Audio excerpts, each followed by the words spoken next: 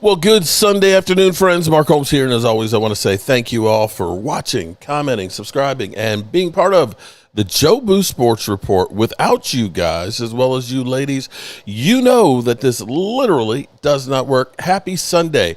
And this is a happy Sunday because this is the last Sunday before our Dallas Cowboys report to training camp.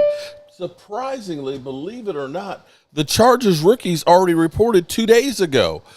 Folks, the time is up. It is time to get ready for football. But before we get into the panel here, let me say a blast from the past. It's Miss Puppy's Angelica Barone. What's up, Angelica? How you doing, girl? It must be close to football season when you start seeing Angelica Barone. Of course, we have Holly Pierce. And you better not say nothing bad about Miss Holly. I'm telling you, you better not say nothing bad about Miss Holly, because I got Holly's back. And we got Jeff Lee. My name is Jeff, and he's looking for boobies. Dan 1985 is in here. Let's see, who else? Retro Games, Grub, and Cowboys. Yeah, he keeps changing his name up on me. I'm not, or is that your cousin? Okay. We got Holly in second place, and I think I got all the ladies. We got Jesse Jones, Logan Motorsports. Shout out to Logan Motorsports, who's sitting in second place. Oh, we got people jumping in like crazy. So, Mark, shut up, and let's get to the panel. Oh, my goodness, but Momo's not here. What? Wait a minute, hold on. Momo's not here. Where's Momo? Wait, hold up. I found Momo. See, you see how, he's got to leave now. Look, you see that? Oh, I just got him on black. Oh, wait a minute. I'll be right back. I got to leave right now. Momo. See how them Commander fans are? Oh, there's no rivalry. We're superior. Momo. We're superior to y'all. You know, y'all just, so there's Momo. Holly, you're the first one up after Momo's butt cheeks here. How you doing today? Off mute. I'm doing pretty good. Okay. Last week. Today is the last Sunday before our team is going to be in practice, or excuse me, we'll be talking about practice and so on. So how are you feeling right now? Have the Cowboys done enough? Are you won back? That's what I want to know from everybody. Are you feeling good about the team? Has the team won you back? Have you restored faith in the Jones organization?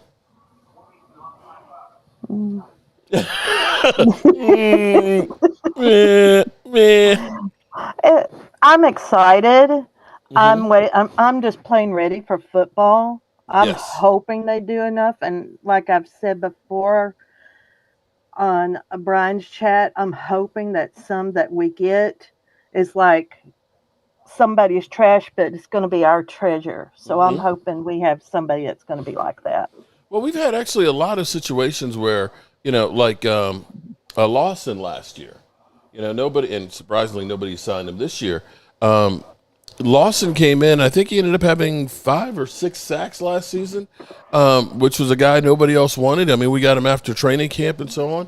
And, the Cowboys are always good at finding a couple of guys in there that become players that play pretty well with them. But I think the problem is they just don't get enough of those guys, and depth has been our issue. But I feel like they've maybe done something about the depth. So, Julian, how are you doing today? Not bad. How about you? I'm doing great, man. So what are your thoughts? Have the Cowboys won you back? Are you feeling good? Are you ready to start saying Super Bowl or I'll be happy if we can just make the playoffs? Well, no, I'm not thinking Super Bowl at all. Like, I'm actually not expecting a deep playoff run this year. However, though, I'm pretty happy with the offseason they've had. I'll say that. Okay. That sounds good. But yeah, it's not, for me, it's not really fair to expect a deep playoff run this year, completely brand new coaching staff. It's a work in progress still. I agree with you 100% on that one, because I think expectations are the building blocks of resentment. And when people think that you're going to do something and you don't, I'm not putting them out there. But I know that the pivot is going to happen. where the ESPN's going to start saying, "Oh, the Cowboys got a great roster and they're a great team and they should be Super Bowl contenders."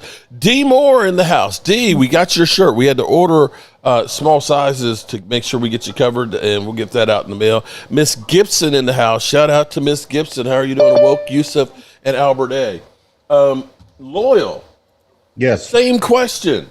Have the Cowboys won you back? Yes. Feeling good, and you're excited about the season, and you're ready for them to go to the Super Bowl? Well, I mean, I'm excited, but at the same time, I'm what's the word is cautiously optimistic. But I feel like as long as we move forward, I mean, it seems like every time the pattern has been for Dallas, every time we have a good year, we take a step back the next year. Mm-hmm. Now, not with Mike McCarthy. We've made the playoff 3 years in a row, but we haven't done anything. I just want us to move forward.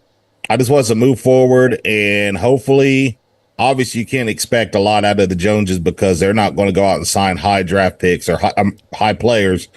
But hopefully we can get some players that will actually produce and be an asset to our team. Oh, my goodness. We got Joanne Gonzalez. What's up, JoJo?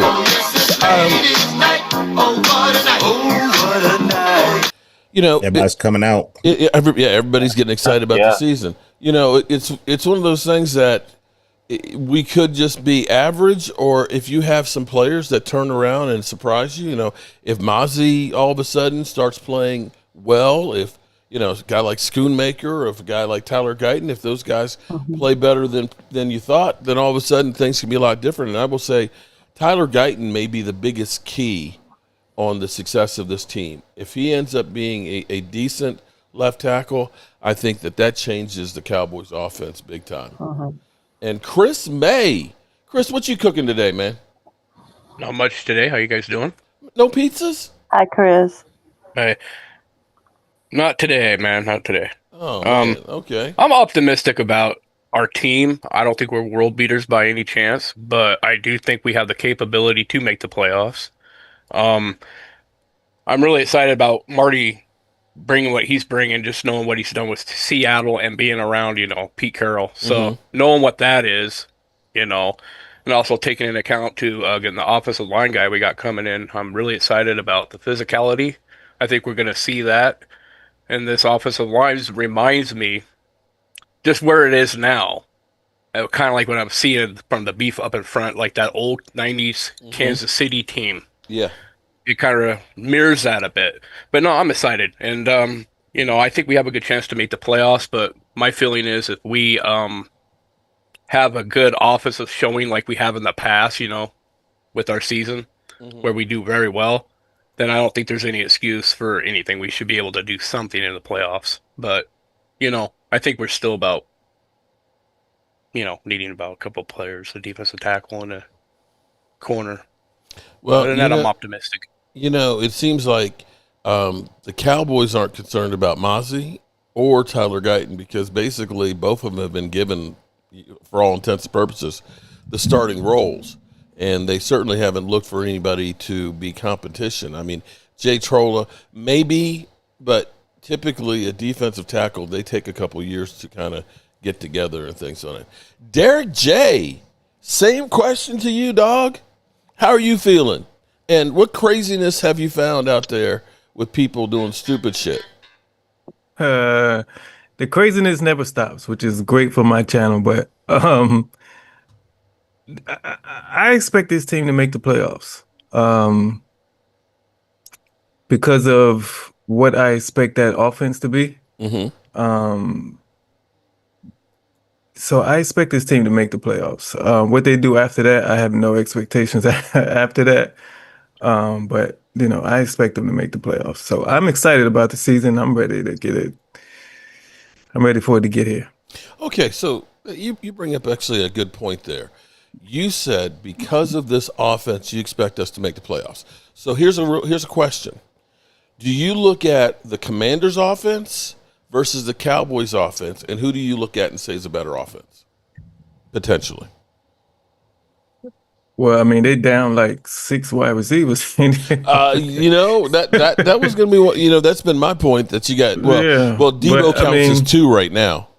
I think if we get the running game going, just a little bit, yeah, we got the better offense. I think, yeah, if everybody is healthy, yeah, if we get the running game going, we'll definitely be the better offense. No question.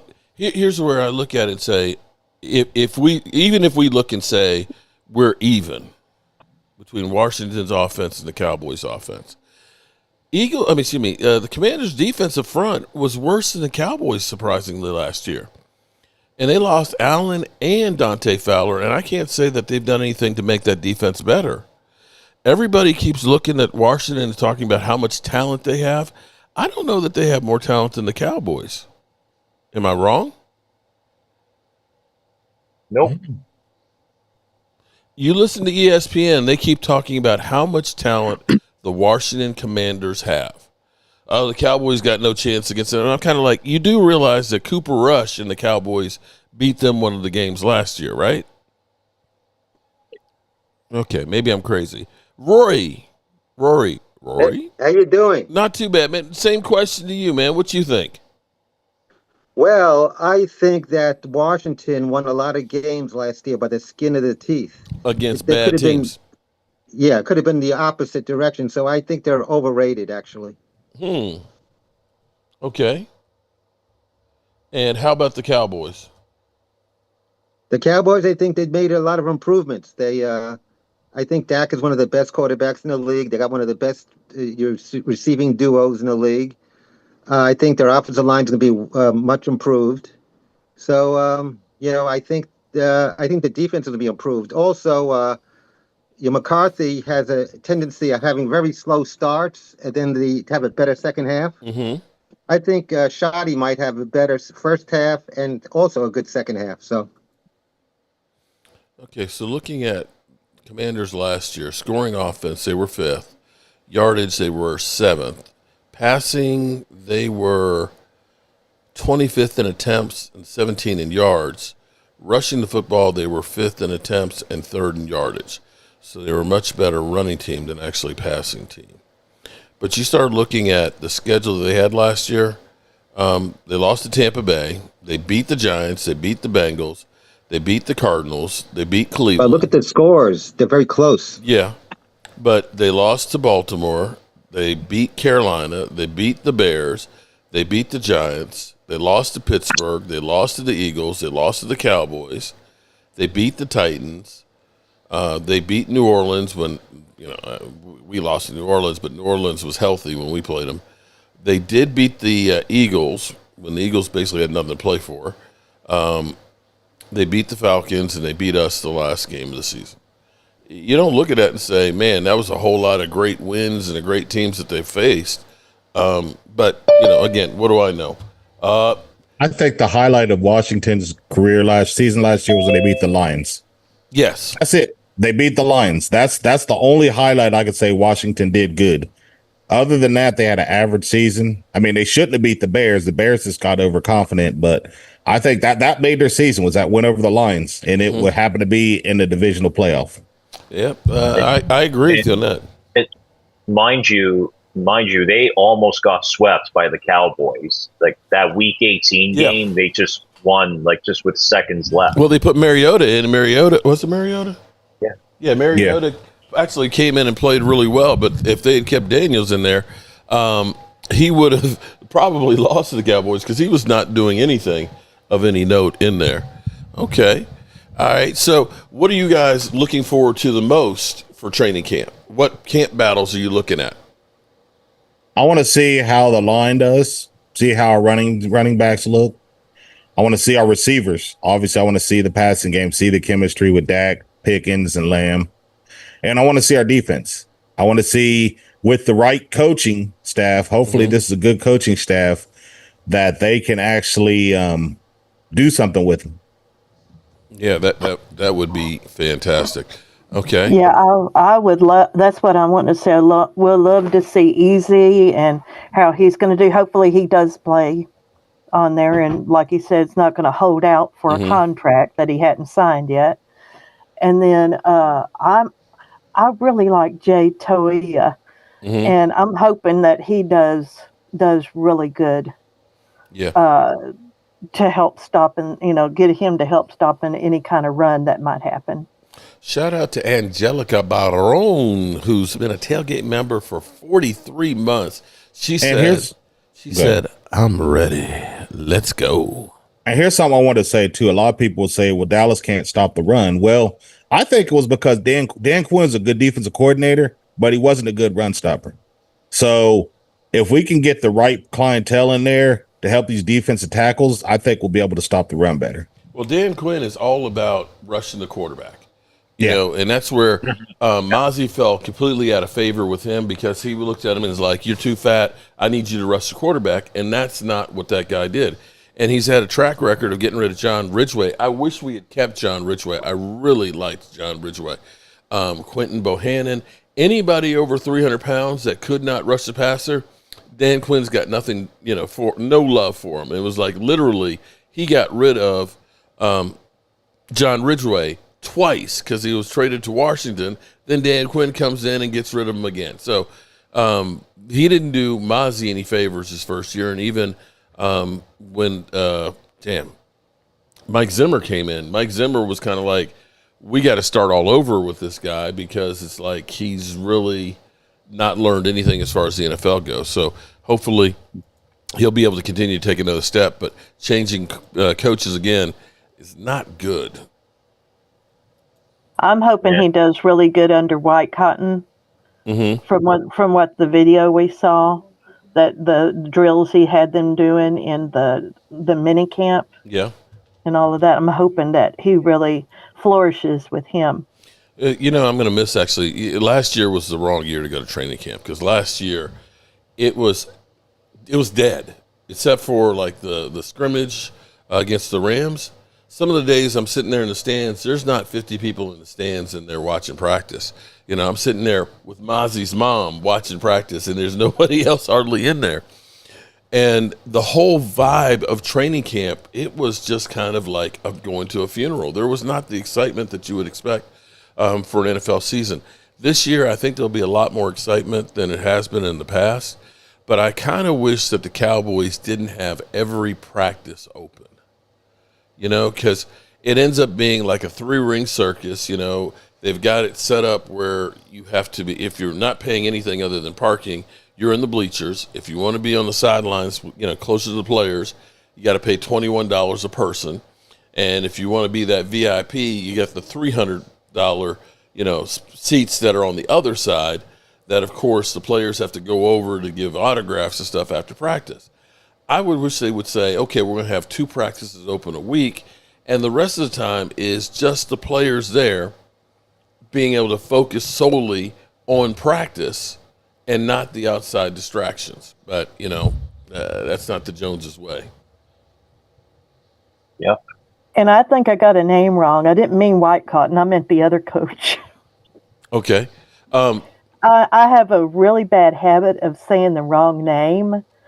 And I have it due to... You're a woman after my own heart here, because that's me.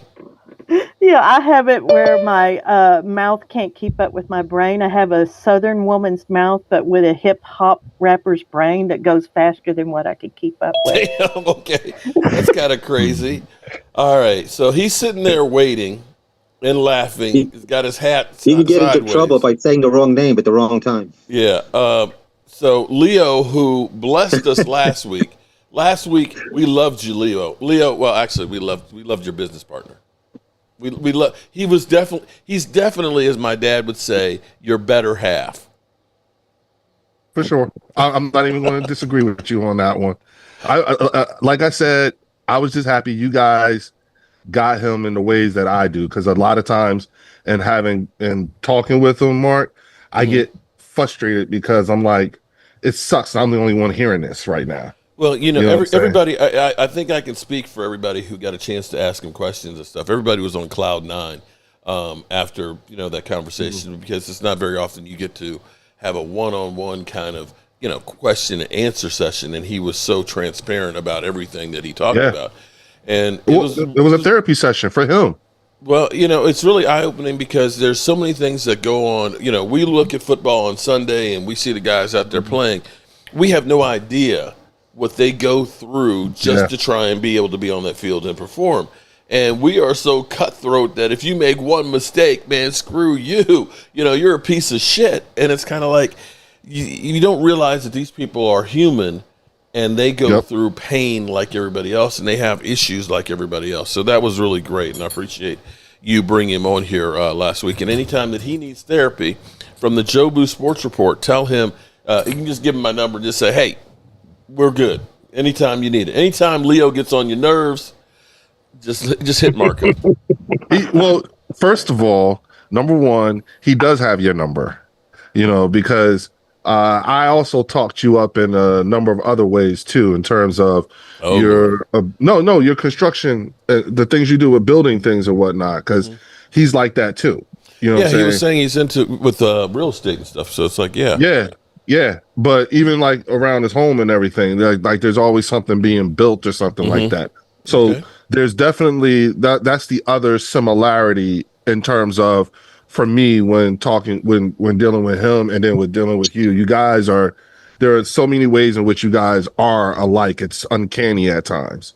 And then second of all, I'll tell you that he genuinely enjoyed himself. We had our big staff meeting on Monday morning, and he talked about it at length with you about you guys and everything, and it was better than the times that he hears me screaming at you on Sundays and stuff like that. Like, now he understands. So that was cool. And then the last thing I'll tell you is that if you really want to find him, you will be able to find him on the bird section. So come see me on the bird section and you'll find him there too. And he'll be back, but then we're also bringing other friends of ours too, some of the ones we referenced in that conversation. But he had a ball. And it was great to be able to talk directly to the fans and stuff like that, humanize the sport a bit and everything like that. I even told him, I was like, yo, bro, Mark is bone on bone in the knees. And he was like, really? I was like, yeah. Like, so that's why I said that's why there are going to be things you're going to say, and he's going to know exactly what you're talking about based off of personal experience. I said the only thing that I would say my biggest frustration is that a lot of times I really do want to have somewhat like the intellectual conversations that he and I have with you guys, but you guys are so tough on wanting to do that right there. You do that. Of course. It's like, we're so tough on you. No. You're so tough on the fandom and everything like that. You missed that part. And so I told him, I was like, that's the only thing. Because there are times when Eugene, like he'll go past the football part of it all and really get down into the nuts and bolts of things. And there have been plenty of times where he's changed my mind on some things.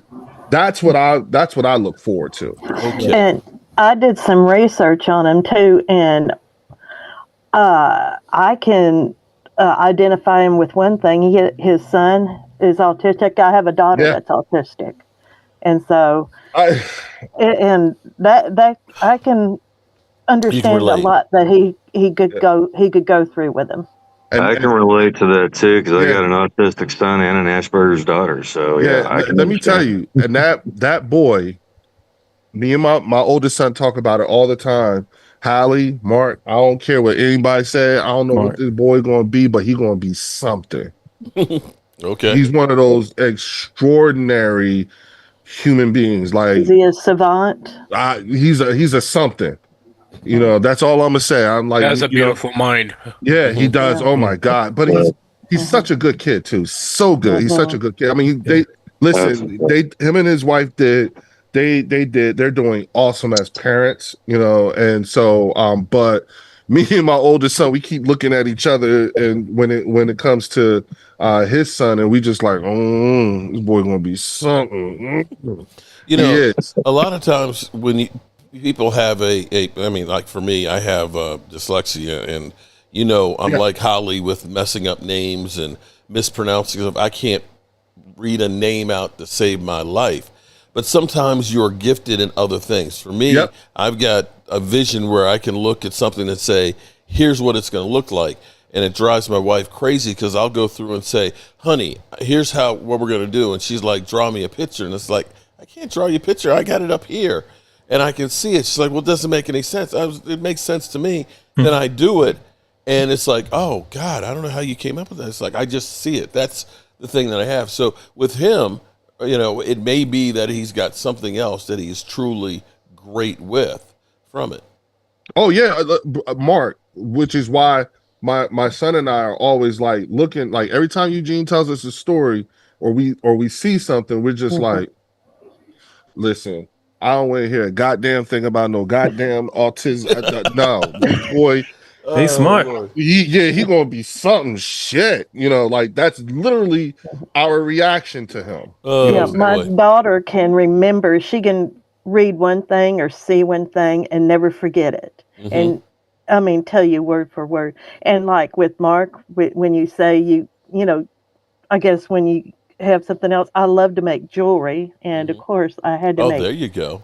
Yeah. Beads. These are beads.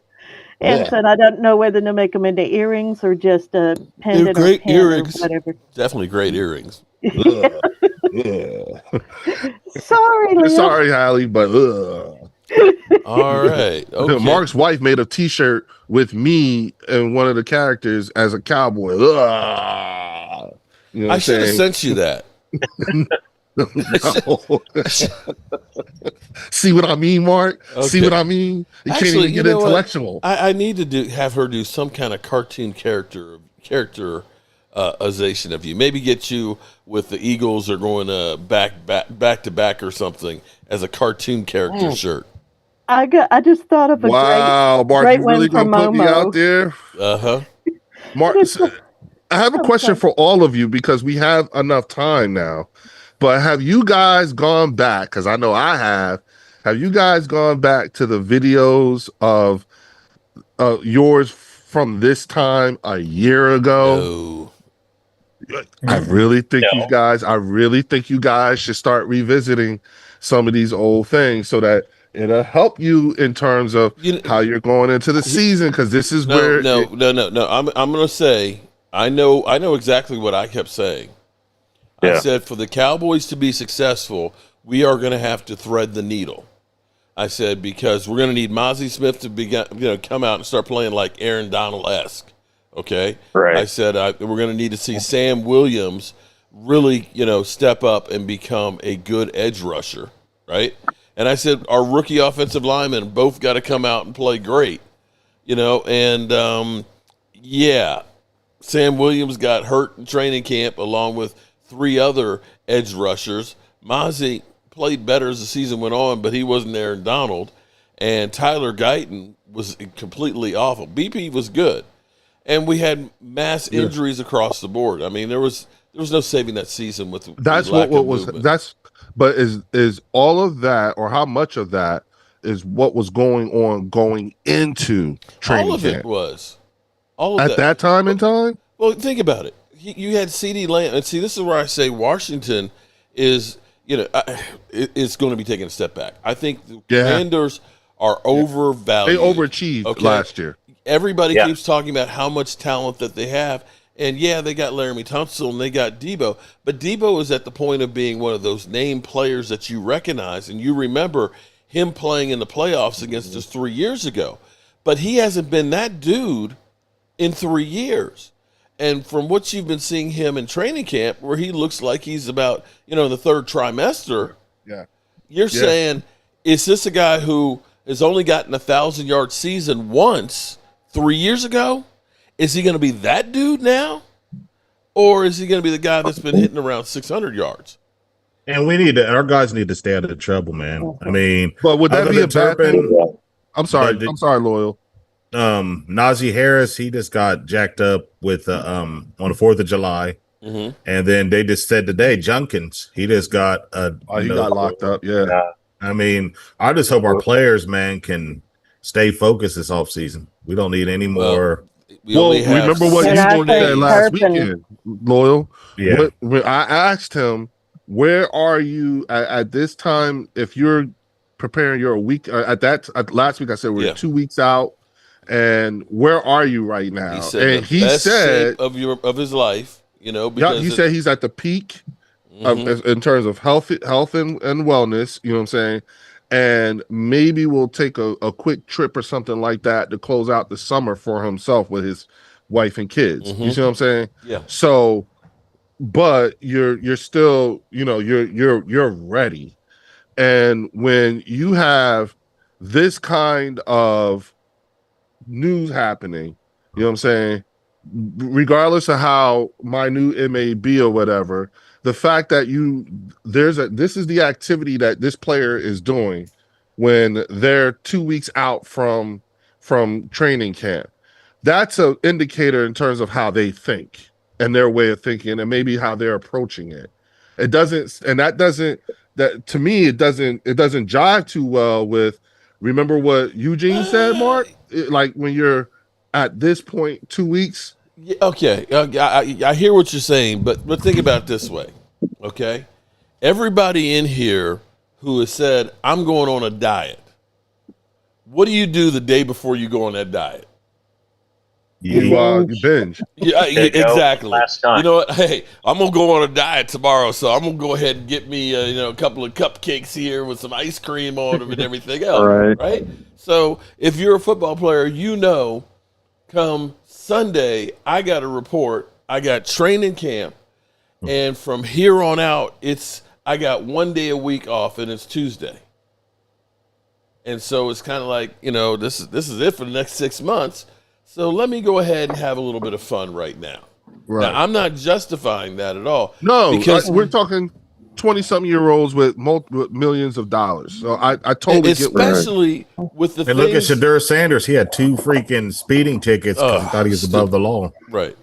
And can I just say this? I think Turpin was just lucky just to get arrested for what he did, because if you think about the scenario that was probably happening, absolutely, it could have been a lot worse. Gun right there. Well, if Dak didn't get a DUI, he probably would have been a second-round pick instead of a fourth-round pick. Absolutely. Right, and he was in a 2022 black Corvette, and he was probably, because the drugs were in his console, he probably just got them and was trying to get the hell out of Dodge.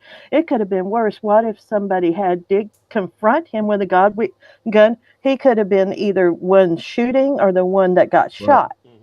Right. And that always worries me like that. So really, and you want to know something? Lucky. And you want to know something interesting? And this is just for the local side of things here, because Mark may know about this. But Mark, do you remember last summer the 2 football players who were killed on the highway, going? I think it was 95 South, and one. No, it's 3 football players. Yeah. One was getting ready to go to the draft or was already playing, whatever. Okay. Eugene was really, really close to one of those guys. Oh man. And the thing is that, and I remember, because when Eugene called me and told me what was going on, and he was, upset and everything like that. And I was like, wait a minute, who? And then he kept telling, I was like, wait a minute, you talking about the youngin'? And he said, yeah. And I'm like, oh, hell no. And he told me, he was like, I remember him telling him, he said, I remember saying to him, I hated that damn car. He didn't like that car. Life can change in a heartbeat. Do you remember that though? Yeah, I remember that. Yeah. Yeah, that was last summer. So it was in North Carolina, I think. No, it was right there. It was in Virginia or Maryland. It was because they live across the border. I thought they were coming from North Carolina or something like that. Yeah, they were coming. Whatever it was they were doing. You know what I'm saying? And I think, I don't know what the circumstances are, and I'm sorry, but I'm a little burnt baked right now. But when are you not baked? Just I am today. You know what I'm saying? But whatever the circumstances were, it was like in the middle it was like early in the morning, like a mid-morning, not mid-morning, but like 1-2 o'clock in the morning. They were going really fast, someone else, and I think they got hit by somebody too. Yeah. So it was a crazy thing. I just remember, I just know one of those guys was someone that Eugene knew. And here's the thing. They were training. I think one was getting prepared for their senior year. The other was, going to one was in the league, and another was about to go to training camp or something like that. It was something crazy. Damn. Yeah, that sucks. Katarina Kiss in the house. What's up? I say all that to say, I remember these things in terms of what was happening at this time a year ago, and the things that the things that we see a lot of these young guys are out there doing in terms of the way. Okay, but remember, Rashid Rice was in Dallas. They were racing through traffic, had the accident, that 7-car accident. Unfortunately, nobody got hurt. Going 120 miles an hour. We're still waiting for that case to go to trial. The NFL, of course, to do anything, and they literally got out of the car and walked away. And the thing that shocks me is Deion Sanders' son, Shadur Sanders, of all people, because Deion Sanders, he used to be on a committee that used to talk to the young football players about what to do with their money and all that. And then his son turns around and gets 2 speeding tickets back to back. It's like, well, they still at that age aren't fully activated. This is he still got to get the position. He still got to get the job. Yeah, he still got things to do, and he still has room to grow. You know what I'm saying? Mm-hmm. If his worst transgression is a couple of speeding tickets, then okay, fine. You're all right. He's still a dun-dun-dun. You know what I'm saying? And so all we have to do, all he has, what's going to cure that is time and maybe enough fines and trouble that will, okay, if that's the worst. But remember, I'm coming off of 2 weeks ago, 32nd anniversary of Jerome Brown passing. You know what I'm saying? Doing the exact same thing, that we're sitting here talking about right now. Mm-hmm. And then I started thinking about it, and I'm like, holy shit, Jerome Brown was drafted in the first round with the 9th pick. Right. Jalen Carter was drafted in the first round with the 9th pick. And the excitement that you have, I remember the excitement going into the season, the year that Jerome Brown had gotten killed. It's almost comparable to the excitement of going into this year, for at least for me as a fan. And it makes me extra nervous considering the things, particularly with those young men getting killed last year. Yeah. So there's a lot of, like for me, I'm a little antsier than most, maybe, just because I see so many different, parallels to this, you know what I'm saying? And so that's the thing. And again, those young men getting killed in that on that highway last summer just didn't do me and Eugene any justice. Well, the reality is, but here's the reality of it, though. It's not just football players. I mean, this is at any moment on the highway, shit can just happen. Right. You can be texting on your phone, you can be having an argument, you could be looking. I know it was crazy yesterday. I was driving through. There's a place called Walnut Grove. It's a house that's built in like 1750, and the guy who owns it is 73 years old, and he is rebuilding it by himself. Now, the guy is an artisan as far as crafts and stuff on there, but he's putting rafters and everything else on there. And I've offered, I say, hey man, I'll come through, I'll help you, free of charge and everything else and all that, and give him a number and things and talk to him a lot. And I was noticing that he's got new windows in, and I just looked over for just a second, and my wife was sitting there. She says, Mark, because the car in front of me slammed the brakes on, and had she not said something, I'm flying about 45 miles an hour right into the back of a car that just stopped. And it was just like, oh, shit. And it was just that moment. So if you're looking at driving, we're driving and weaving through traffic, and we all see young people that are just kind of like going crazy, bikers especially. And it's like, you only need a little hiccup, and that shit's gone. Yep. Yeah. Hey, I got my line of work, working as a delivery driver for Domino's, I'm on the road every single day. Mm-hmm. And I drive by almost every day. I see car accidents.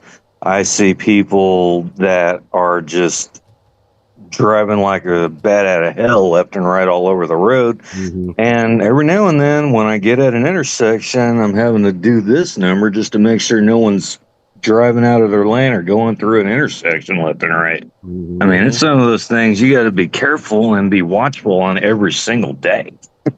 Well, again, there's, we're talking about, remember what I said, Mark, 20-something-year-olds with boatloads of money and access to resources and stuff like that, all kinds of things that they can get in trouble with. And again, going back to, Jerome Brown, hey, I saw a video, and Jeff Fisher, who was an assistant coach at that time, said that, he used to see him in the parking lot of a veteran stadium on his motorcycle, like getting it wide open. He used to be, and Jeff Fisher said he used to scare him. Like he used to go fast. Like it was scary, the things that he used to do. The way he would, I can't remember his name, but we had a defensive lineman who was driving drunk, and he killed his teammate. Damn. Who was that? I can't remember. Josh Brent. Was it Josh Brent? Yeah, I remember that. Josh case. Brent was drunk driving, and his teammate was in the car with him, and his teammate died. So it's like, but here's the thing with the NFL. The NFL has so much stuff there to support you. Every player is given a phone number. You call that number, you get picked up, no questions asked. Yeah. Period. Yeah. Okay. And unfortunately, so many of the athletes have been bred basically to be an athlete. Okay, you've always had somebody there guiding them, working with them, getting there, where you're focusing in on just football. And unfortunately, that continues when you become an NFL player, and you're not watching your money, and you're thinking, man, I got all kinds of money, this, that, and the other. When you think about somebody like, say, Warren Sapp declared bankruptcy in 2012. This is a couple years after he stopped playing. He was $6.7 million in debt. Damn.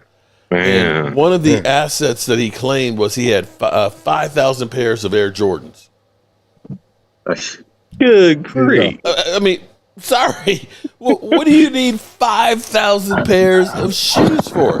He wouldn't have enough days to wear every one of those. You mentioned all Okay, Hallie, I don't Brown, think this is. Sapp. I'm gonna be chauvinist on this one, but I really don't think that a female should be commenting on when a man has more shoes than. I only have 3 pairs. That's pretty well. No, I only got 3 pairs. I can't imagine 5,000. Women will buy shoes to keep other women from the from buying Philippines that had all them shoes years and years. And then tell you when you buy shoes that it's a waste of money. But if they buy shoes, you like these? If we buy shoes, why'd you buy those for? Yeah, when we buy shoes, it's good for a year. They buy shoes, it's like they got to buy 10 or more pairs to make up their mind which one they want. Now, here's an interesting anecdote. Like with Eugene, he doesn't do the speed thing. That's not his thing, But he does do like the the Iron Man stuff. Mm-hmm. And the warrior mud thing or whatever. He does that, and he also does. Yeah, he does that every year. It's a that's it. Yeah, but he's also he's a patron of a foundation that he's been supporting from his rookie year up until even to this day, and they have like these long ass marathon like Ironman type of thing, and every summer he goes and competes, and they do some. I remember last summer.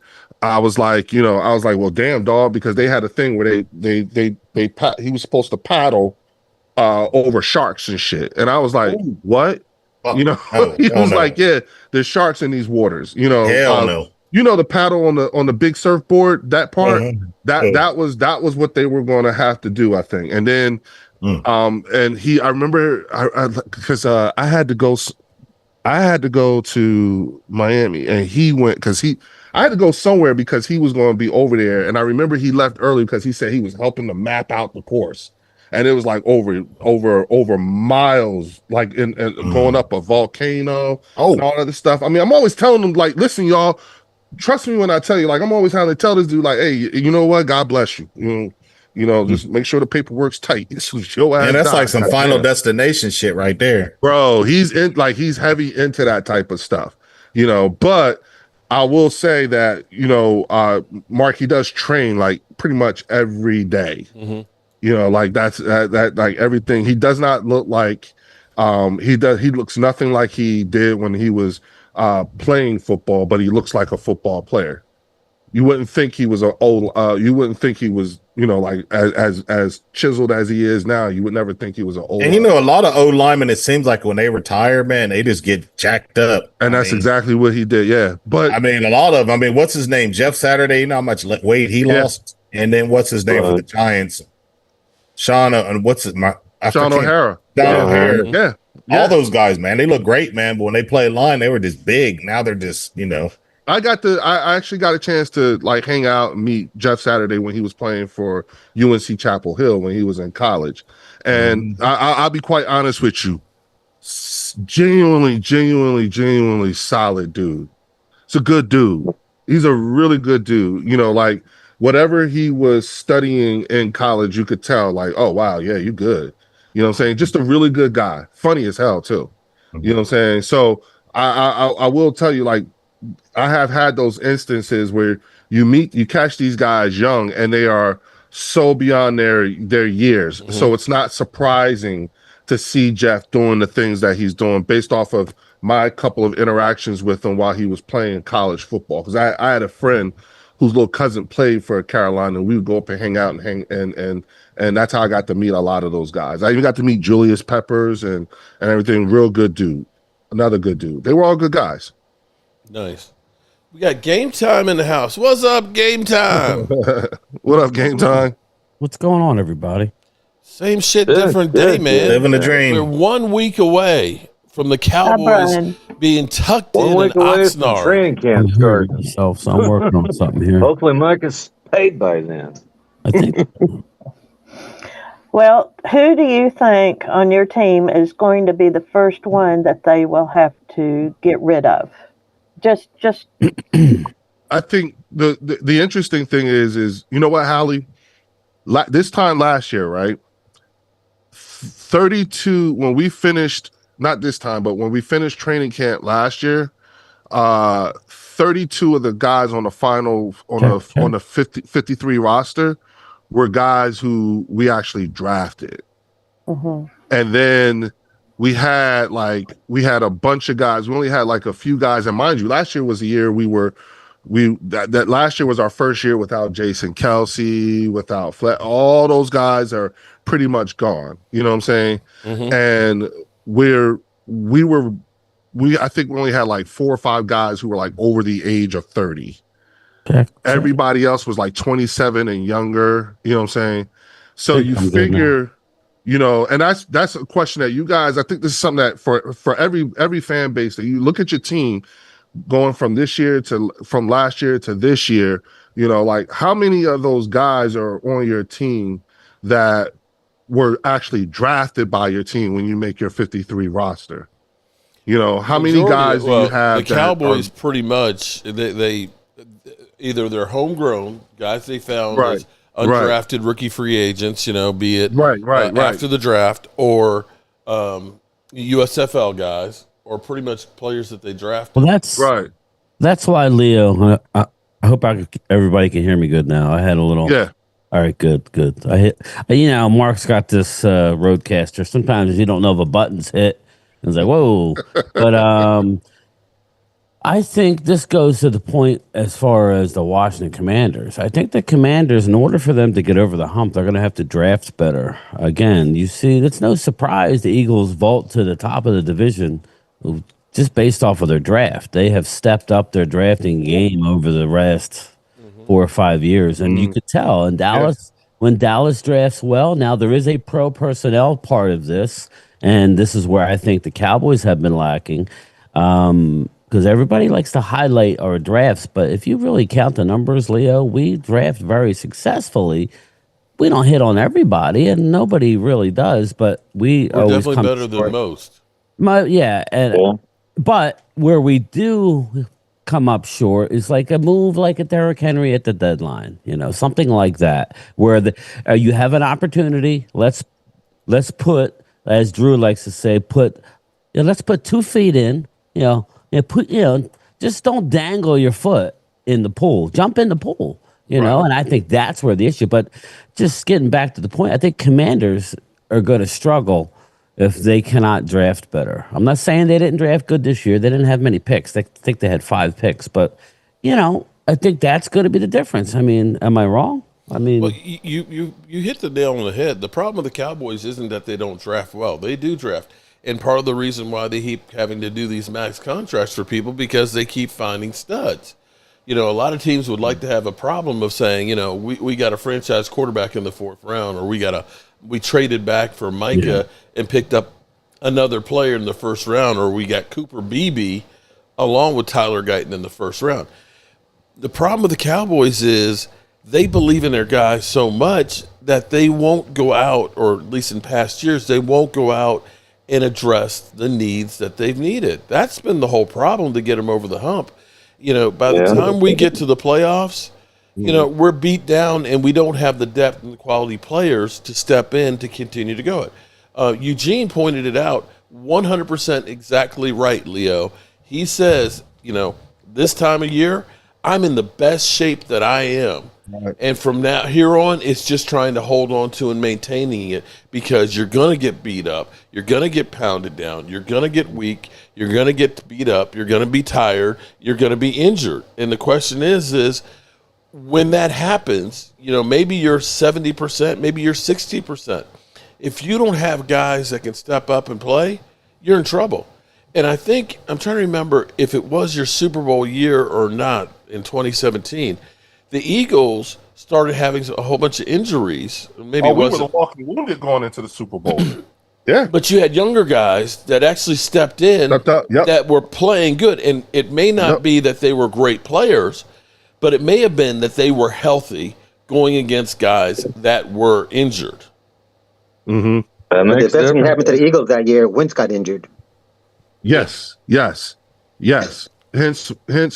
why I was actually not mad at the Jalen Hurts draft. Mm-hmm. You know what I'm saying? Only because I, as an Eagles fan, had come to place a very high value on competent backup play, QB play. There you have it. That's been the Cowboys' that's what I problem. Thought he was going to be. I thought he was going to be. I just assumed, like, okay, because we had just signed Carson. So I was like, okay, good. We got a QB that if we needed him, at least I know he's balls. He the bigger the game, he's still good. You see what I'm saying?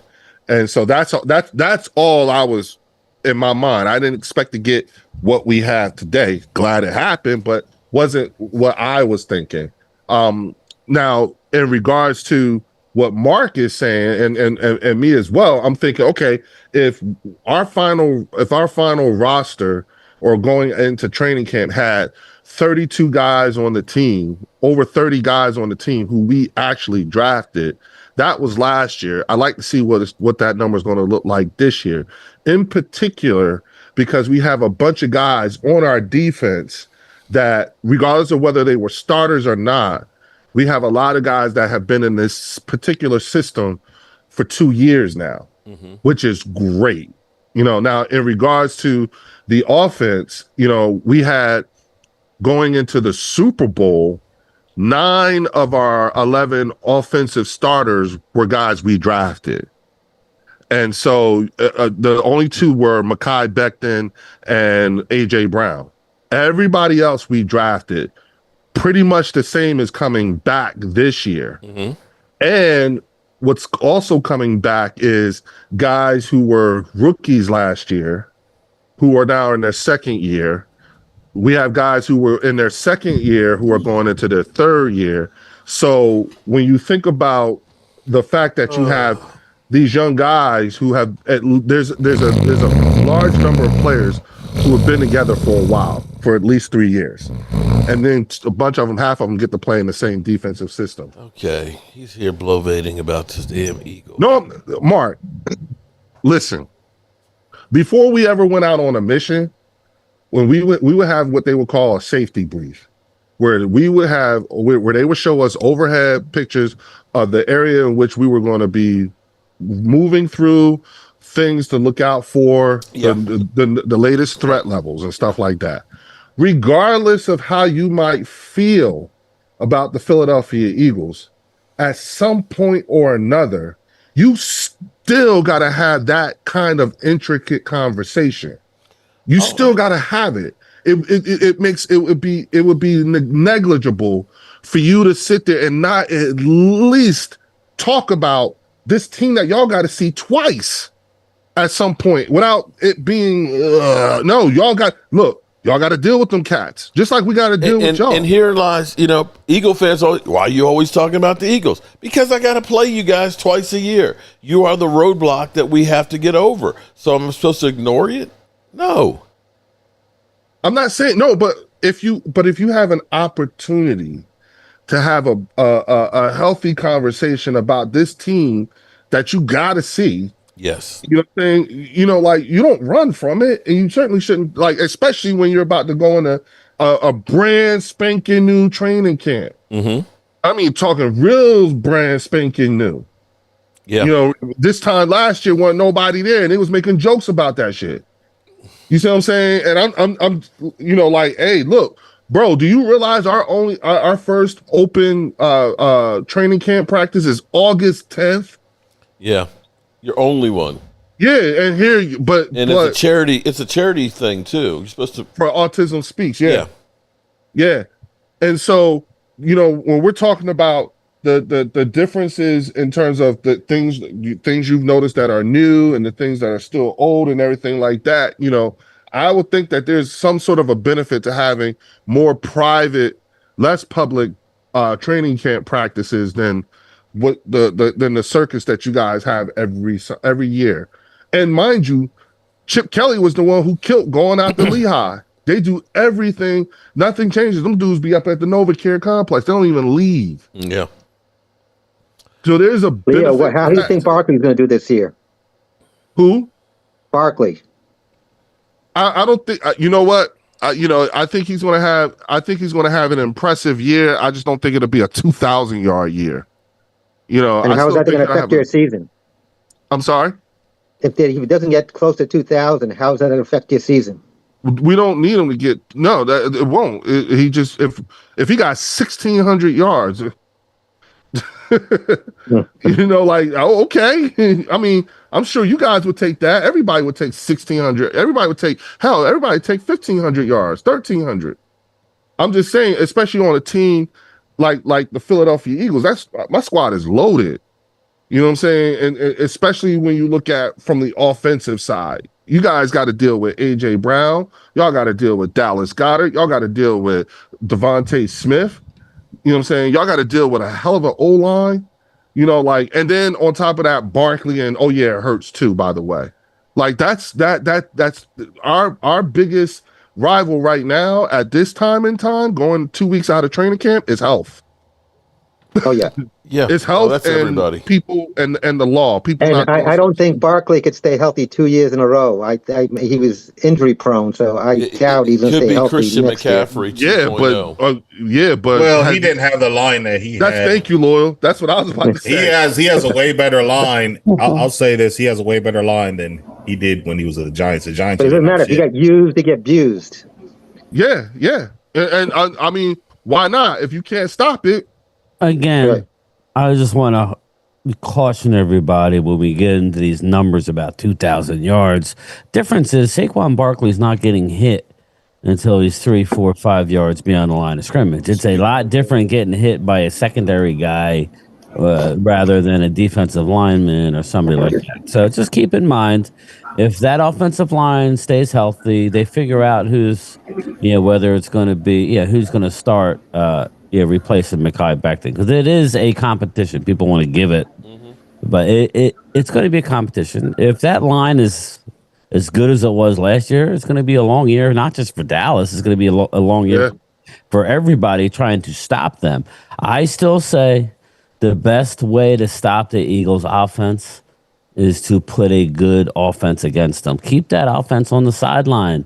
Run the football, which is what's scary. Get you out of rhythm a little bit, right? Because then all of a sudden you can stop Barkley every now and again. You're 3 and out. You go on. you go on a nice long drive, you end with a touchdown, get up multiple scores. Then it takes Eagles out. Not that they can't, because they have the firepower to do anything they want, but I think that's the best avenue to win. Yeah, yeah. You know, How many guys? And How many guys it's on not the rocket science, right? Leo, right? hey, How many Leo, people on your? Leo. How many? Yes. Let me remind you that Christian McCaffrey, 1,459 yards in 23, 202 in 24. Mm-hmm. Yeah. Listen, look, Mark. I'm not expecting another 2,000-yard season. You know what I'm saying? I'm expecting this. You know what? If he comes out with the same kind of numbers that DeAndre Swift had in his last season with us, I'm happy. I just can't wait to see what kind of schemes that Shoddy and Eberflus and all of them are going to have, because to me, they're hopefully, because he's wanting to address the run so badly. I'm hoping that they are going to have some really good schemes, and I cannot wait to see how it plays out. Mm-hmm. But I don't think we have the defensive linemen really to really stop the run. Rory, you don't know that though.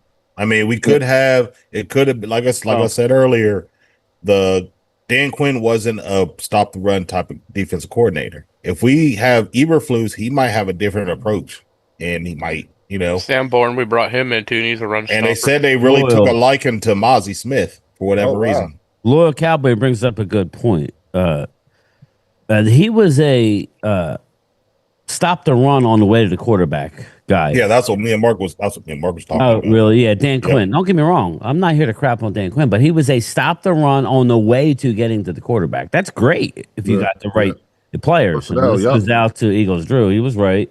We didn't have the right guys, and we just didn't have enough talent on that defensive front. We lost our best run stopper in Lawrence. Whereas Matt Eberflus does not. He actually does not really want. He wants certain type of players. He actually loves Mozzie Smith. That's what's going to be that's what's going to be interesting to see. Listen, Mozzie's not going to be a Pro Bowler. I would love it if he was, but he actually, the style of defense that he wants to play, the linebackers are going to be a bigger part in stopping the run, as well as the defensive line. They went out and got multiple guys, but it's not like he needs to have that big stud necessarily. He doesn't have to have a Vita Vea. Yeah, it'd be great to have a Vita Vea or a Jalen Carter. It would be nice, but we have a lot of bodies. I don't think we're done there as well. I just think this is where we get back to Dallas, Loyal, where, if they're close and they coming out and they're getting off to a decent start and there's an opportunity to flip a player for a defensive guy, maybe somebody with a higher contract, then you should do it. That's where I think they lack. But but these guys don't fall off of trees, especially in that position. No, that's why you got to make a move. You got to be proactive. When you got guys like Derrick Henry saying, I want to play for Dallas. Now, I don't know. I think this was Rob Bay brought it up the other day on our live stream, and he was very right in saying it. Last year, Derrick Henry would have been putting lipstick on a pig, right, Mark? I mean, that's kind of what it would be. But you fast forward to this year. Actually, you have Derrick Henry with a young Jadon Blue. Now that's a wonderful backfield behind Tyler Booker and the young offensive line. Now this is like sliding mirrors or one of these crazy movies, what ifs. Because when the Cowboys started the season last year, we were historically bad. Because I remember doing a video about 5 games in that we were averaging less yards per game than any team that the Dallas Cowboys had in their history. And part of the reason that Dak Prescott started running more, because people kept saying, well, our running game sucks so bad, Dak needs to start running more and using his legs, because we could not run the football at all. And that's where he pulled his hamstring. If you had Derrick Henry would have gotten a couple more yards after contact than Zeke would have, or Dalvin Cook, or even Rico. This year. But if you were able to run the football a little bit and Dak hadn't stopped, it would not have been running. It might have been a little different. It would have been putting lipstick on a pig last year. It might have made a little bit of a difference there. Now, our defense still sucked ass. But I mean, you were going to sign him for a multi-year. They signed him for a multi-year deal. Yeah. So you trade for you sign him for a multi-year deal. Now you're coming in and you're not holding your breath on a Miles Sanders and a Javonte Williams. Both guys, could give you something along with who we already have and a young Jaden Blue. But I'm just saying, it's those type moves that have been holding us back. That's all. I mean, we were not super. We were You're not not super saying last those actual players. You're saying esque. Those type of those I mean, move esque type of moves. Exactly. Whether it's every year, Leo, there's guys that are available. Everybody knows it's at a premium. You're going to pay begging the Cowboys. But, they just refuse to do it because Dallas is smarter than everybody and they're just going to hit home runs with every draft pick and they do well. But you can't compete with the big boys. Now, Brian. Now, come on now, Brian. See, here's the problem here. When you have to go into free agency, it's because you messed up in the draft, and you're paying great money for average players, and we just don't believe in going in and paying a lot of money for free agents and things. We believe in our own guys. Jerry. Okay. Keep doing what you're doing, Jerry. They want the comp picks. Again, those comp picks are good, but that's not what puts you over the hump sometimes. Yeah. So, and also, if we signed our people early, we would have more money to get free agents. But when you wait to the last second and we have to pay. And we got into that, Rory, the other night where we basically talked about that. Now, at the end of the day, Rory, we have plenty of money. So even with their bad timing of contracts, we still have, after Micah's deal, we're going to have close to $50 million under the cap. So it's not as though, but you're right. If you say $5 million here, $5 million there, it must be nice, right? Not to worry about that money and just wait till the last minute. We were talking about why do you think they wait till the last minute? And publicity. I don't know if it's that, Rory, or maybe comes down as simple as these players are wild off the field. We don't know what they're doing. Maybe they're gonna. God forbid something bad happens to them and they already signed their contract. I don't know. I don't know. They always seem to wait till training camp. That's a mystery to me. It seems like they zig when they should zag and zag when they should zig. So are you guys anticipating that this time by next Sunday, do you think that Micah have his new contract signed? Or do you anticipate? We want him to, but I doubt it. He won't get a contract until the start of the season. They're going to pull a Dak what they did last season. They're going to wait till a few other defensive players get signed. They have to pay more. I don't understand some of the players all have the same agents. Why can't they, ones that are coming up for a contract, why can't they get them all done at the same time with the same agent? Of course, that's my kind of thinking, but it just. I have a feeling, Hallie. I have a feeling that this is going to be like a situation like it was a couple of years ago, where they're going to have that opening press conference, and as soon as it's over, it's going to be done. I think he will get done, like Diggs, exactly. I think it will get done. Now, again, is he going anywhere? No. I think it gets done, Hallie. I think they're going to surprise everybody. Yeah. But again, it would be wise. You think this time next week he'll be signed? This time next week? Because training camp starts next week, right? For you guys, right? Well, the opening press conference is a week from Monday. Yeah, I'm just glad Mike is not holding out, because I think he saw the situation with CD, and I don't think he wanted to put himself in that kind of situation. And here's the thing. But I don't know. Like, Mike has been pretty good through this, Hallie. This whole process, but I think he's not going to be so. I think he's the type of personality that's not going to be so nice if he has to go into camp, and I think he wants to be in camp. I hate to tell you, I think Mike is the type of guy, especially under a new defense. He needs to be there. He needs to know the calls, right? He needs the reps, just the mental reps. You saw the drill that they were doing, and he's so competitive. He just kept jumping off sides. It's like, Micah, slow down mentally. He needs to be on the field.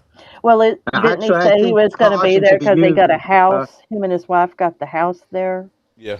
Already, and I didn't think he was going to be like. Well, he could hold in. Huh? He could hold in like Zach Martin, where he's there, and I'm not going to do anything, work wise, until I get my contract. Zach Martin was there, went through all the meetings, but just didn't practice. Okay. I think they should use Parson at the only passing downs because he's worn out by the end of the season. And he's a good pass rusher, so just use him on passing downs and keep him fresh for the whole season. Well, that was part of some of the elements that went into Eugene's answer last weekend. Remember, Mark? He said part of the reason of getting them peak performance at this period in time is so that you've lasted through it. So beat up by the end of the season. And herein lies the problem for the Cowboys is we usually have, 6, 7, 8 players that are Pro Bowl players. Right. And once you get past that level, you've got below average in some positions. You go from a Tyron Smith to a Chaz Green. And that lies the problem that, like when Zeke Elliott, you've been relying on him running the football all season long. By the time you get to the playoffs, they are just spent. And that's where being top heavy like the Cowboys are. The thing that New England, if you look at New England, they typically did not have a lot of Pro Bowl players. But Bill Belichick went 35 deep on his roster. He may have a guy that you're only going to get 12 or 15 plays, but it's something special that I have for you, and that's in relief of some of the other guys, so you're not dead by the end of the season. Understood. And also, he traded his players before they went downhill, and he got good value for them. Mm-hmm. Yeah. And we have a tendency to always hold on to our guys till the wheels fall off. Yep. And sometimes this is where you can play devil's advocate, and every time the Cowboys have paid out big contracts, how many of them have you actually looked at and said, man, we got value for that? Right. You can look at Diggs' contract right now and say, damn, maybe we would have been better off had we traded him instead of what we got. He's had 2, knee injuries. D-Law, you can kind of say we got good production out of him. You could say Tyron Smith. But, Tony Romo, 2 years after that, he was no longer the starter, and he had multiple injuries. Des Bryant. Jalen Smith. You can go down the line and say every time we've done one of these big contracts, they've kind of come back and bit us in the ass. Even, I hate to say this, even Zach Martin's extension. Because Zach Martin, people don't realize, is a $15 million hit next year, along with the $8 million hit this year. Wow. But that was bad luck. It's not nothing to do. I mean, you have to take a swing. But, But our how swings many have been more times do they have to pay Zach Martin after next year? Well, it's $8.9 million this year and $15 million next year. So how many guys are coming into this year? Are you projected to have that you guys actually drafted or were undrafted free agents last year? I'd have to go through and count, but pretty much everybody on our offensive line is all guys we drafted. Our running back room is free agents, of course, this year. But, you drafted CD, you drafted Dak, you drafted, like I said, all the Guyton brothers, okay? You brought in the Brock Hoffmans. You ended up finding Terrence Steele as an undrafted free agent. You ended up getting Jake Ferguson, Schoonmaker. By my Brentford Spam, you found him. There are very few free agents on the offense that you have in there. Our kicker, we don't sign free agents. Our kicker we found from the USFL. On our defense, I guess Solomon Thomas. We got outside of the building. Our 2 linebackers we traded for this year. Elam in the secondary. Who else is a free agent that you guys can think of that'll be a starter? You got Kenneth Murray. You got Kenneth Murray and the one from Chicago, Dante Fowler. He may or may not be a starter, but he's going to get Dante Fowler, Solomon Thomas. Outside of defense, who's playing for a contract? Everybody. Outside of Micah, who's Pickens, like in a you got George Pickens, Jake Ferguson. Goes on and on. Tyler Smith will be. There's a lot of there's a lot of good things that happen when you play for. I got to take this call. Exactly. This is all like the answers game time are bad news for me. So that's what I'm asking. Don't get me wrong. The future for the Dallas Cowboys may not be great, but for this year, right? I'm just saying. Now, again, they're not going to hit on every pick, though. So we got to be realistic, right? You figure, if I can get the Kenneth Murray to hit, and even if we miss on Elam, okay, I'm okay with that. Fowler, we already know what we have. We went out and got a lot of linemen that nobody is talking about. Again, we'll break it down as we get closer to as we see them play. But we got a Parker from Miami who played all 17 games at right guard last year. He's slotted to be a backup. So we are deeper in a lot of areas that it's not sexy, Leo, and it's not something to be all chesty about, but they're in a way better situation. Right. Than they were last year, where I don't know if you guys thought, I thought I heard because I was doing something. We were paper thin last year, and as soon as we started getting any sort of injuries, it was a wrap. I think that's where Dallas's front office, if anything, is liable for putting us in this position. And I say that with the timing of these contracts. You're always told as a pro personnel guy, make sure you stagger them. I liked what they did with Diggs, getting him done early. Now, okay, he got hurt.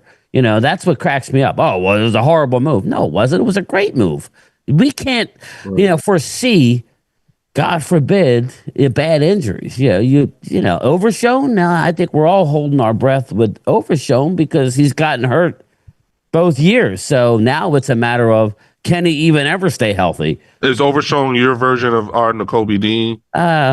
He hasn't played as much as Nakobe Dean, but on the same wavelength, yeah. Right. But I still think Nakobe Dean is giving you more in 2 years. And I think like they didn't, I think they're going to use this year as a prove it year for him. Yeah, and that's a good thing for you guys because you're going to get max effort.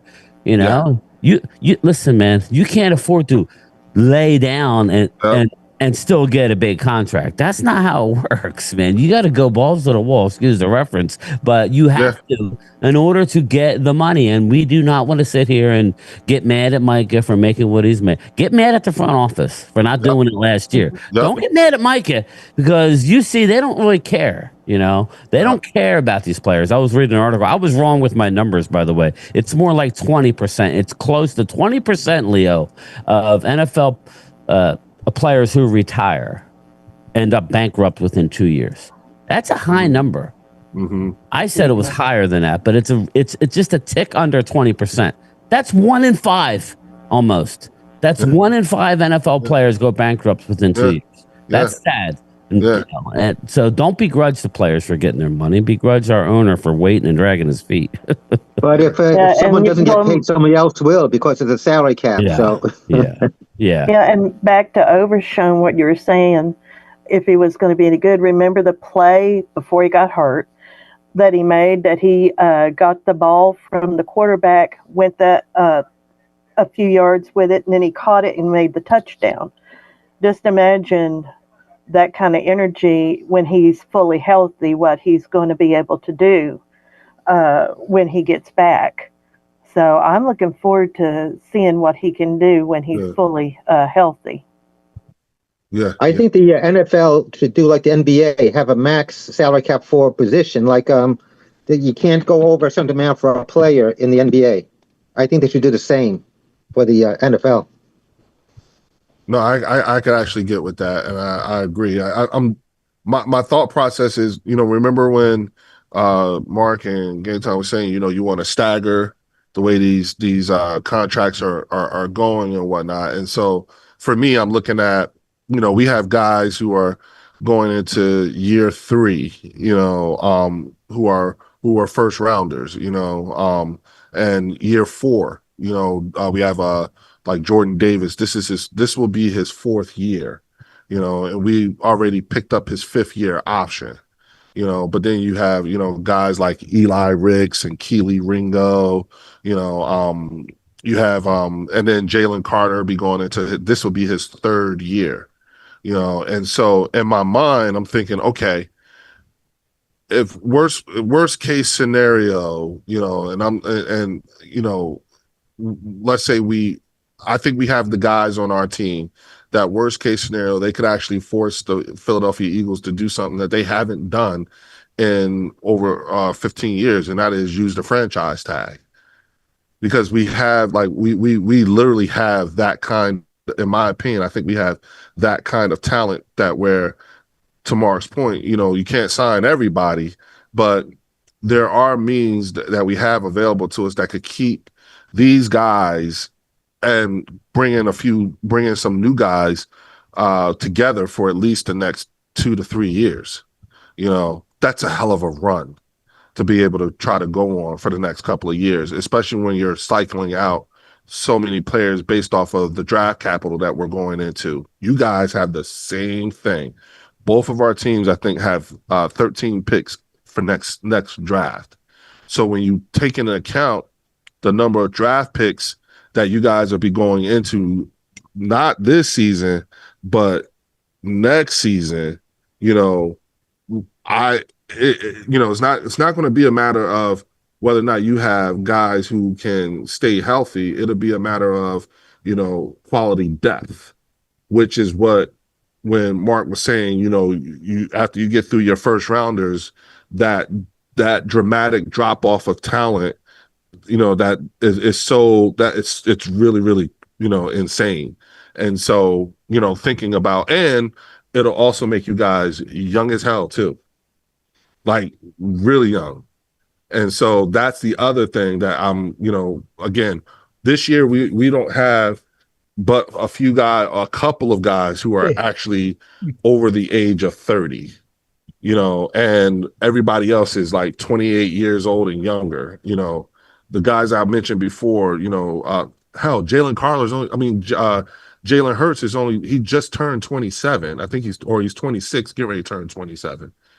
One or the other, but they're all young, and you got to deal with that. Go ahead, Mark. You're something's wrong. I was going to say we got everybody that's under 20, I think, except for 4 players. Okay, there we go. Yeah, sorry. One of the things the thing with Hurst is that he's a running quarterback, and once his running goes, I think his play is going to diminish. But the interesting thing that when that comes up, I'm always asking, here's my question for you. What about him has given you that notion? Like, what is it about Jalen Hurts that makes you think that if he was no longer able to run as effectively as he has been, why do you think that there would be a drop off in play? And the reason why I ask that is because we talk about, the quarterback position being the most important position in all of sports. And I'm just looking at what has this guy shown you thus far? You know what I'm saying? Well, number one, without his running ability, the tush push goes downhill. He's never really a volume passer. He's not a volume pass. Even in the playoffs, he averages in his victories 200 yards a game. Wait a minute though. But here's and a lot of the first. If you look at those numbers, sorry, Leo. Sorry, but if you look at those numbers in the playoffs, what winning quarterback has greater numbers? If they do, they're not winning. I guess what they're saying, Prescott averages 280 yards in the playoffs. 2 touchdowns and 1 interception. Yeah. In the he playoffs, has good numbers. Yeah, he has good numbers in the playoffs. He's just not winning. Right. I was gonna say, and a lot of the because there's no defense, no running game. Yeah, one receiver. It's a big what if, Leo. I don't like hammering a guy who won a Super Bowl, but what was the question? I mean, I'm trying to. What winning quarterback? No, but what did they say? Did they say, if his running goes away, right? Yeah, if his running goes away. Well, I would just say, I don't think that's going to be the only problem. I mean, you know what separates his Mahomes and Dak Prescott in the playoffs? A half an interception per game. That's the only thing that separates them. Yeah, but I mean, we got to use our eyes. Are exactly the same. I think that's where statistics go awry because Mahomes just. You give him the ball on the last drive, he don't lose. And it may be just Kansas City is one of the best defenses in the league. I know. And he's one of the best coaches in the league. Yeah. When you got to go 80 yards. Remember, everybody forgets. Yeah. In that Super Bowl, let me just get my thought out, and then you guys could go. In that Super Bowl, remember, Hurts fumbled. It went the other way. Yeah. And then let's just, again, I'm here not to say Hurts is, listen, I think what they're saying, Leo, is he hasn't had a season of throwing more than 23 touchdowns yet. So he's the highest, I believe it's, Mark, you can probably look it up, the highest. 23. Yeah. He had 23. He had 22. Now, he had 35 that year, but to Rory's point, he had all those rushing touchdowns. So I guess what they're saying, Leo, is if God forbid, because of the tush push. Well, I mean, when you're on the goal line, Hurts will bust your back with a 50-yard run at a drop of a dime. That's a killer. Yeah, Hurts is good. I mean, the thing is with Hurts, though. But let's be clear here. The tush push is effective because he can run the football, but also because he's got the best offensive line in football. Yes. Okay? True. See, he has those dynamics to help him, too. But here's the thing. Reading. It's more the line. Here's the thing with it, though, okay? You have a top 5 receiving core combination, right? Best offensive line in football and best running game with football. And still, you've only threw for 2,903 yards and 18 TDs. Now, let me give you a flip on this one because the Cowboys had DeMarco Murray, okay? DeMarco Murray in 2014, who rushed for over 1,800 yards, right? Yep. Now, I'm going to say we had Des Bryant and Terrence Williams, okay? Right? Which I don't look at that and say that's as good as the receiving core that you had. I can say our offense. I see what you're saying. I can say our offensive line was the Great Wall of Dallas. You had Tyron Smith, Travis Frederick, and Zach Martin in their heydays. So you had a great offensive line. With that, Tony Romo threw. Let's see. Oh, shit, I thought I had him up here. Tony Romo threw 35 TDs, 3,800 yards, and had a 113 rating and a 79 QBR. With all of the things that Jalen Hurts had, he only had a 65 and 18 TDs. Yeah, but here's the thing. If we look at the ingredients that you just presented in terms of for Dallas, that obviously doing it that way didn't produce the desired result. Didn't have the defense, sir. You had the 19th rated defense. But then and you had the catch no catch, which should have been a catch. Look. Okay, that was a catch. Yeah, but you would have been in the NFC Championship game. Okay. My point in all that is to say, look, the formulas that you guys are using didn't produce the desired result with the same with all those aspects that you just took into account. Now, when we look at the 3 games that Jalen Hurts has played against Patrick Mahomes, the 2 Super Bowls plus the 1 regular season game, Jalen Hurts has statistically outplayed Patrick Mahomes in all 3 games. He lost one of them, which was the Super Bowl, but statistically he's played better than Patrick Mahomes against Patrick Mahomes. He's also done better than Josh Allen. He's beat Josh Allen. He's beaten Lamar Jackson. Okay. But let me shout out Tim for the without having to. And I'm saying he did that. That all happened without having the high QBR that you were just talking about, Mark, or the big numbers and the 35 touchdowns. And again, I think everybody, not you, but everybody, gets too carried away with stats because just look at what Dak Prescott has done against the NFC East. Yeah, we can't make excuses forever. He's dominated the East. He's like 33-8, 34-8.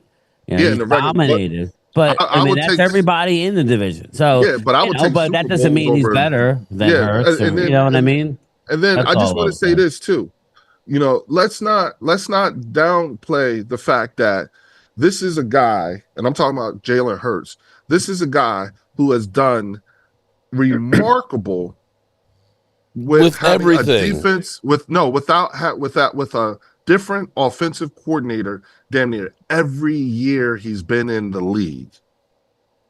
Every year. And Mark, whenever that comes up, you got to admit, like, that's an aspect that I believe that people do not give enough credit to.